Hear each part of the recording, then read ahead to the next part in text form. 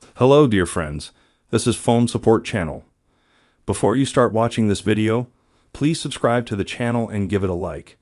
And also write your feedback in the comments if this video helped you, or if you have any questions. Thank you. In this video, I want to show and tell you how you can change your username in TikTok. By this name, you are found in searches, or you can copy it and send it. So how do you change username? To do this, you need to go to your TikTok, go to your profile, then select Edit Profile. Here you have a button. Username, click, and here you write the username that you want to specify, but be careful. It must be unique, should not coincide with any account. If all is well appears, checkbox. Click, save, but be careful. You can change your username once in 30 days. As you can see, this is a very simple and quick way. Done.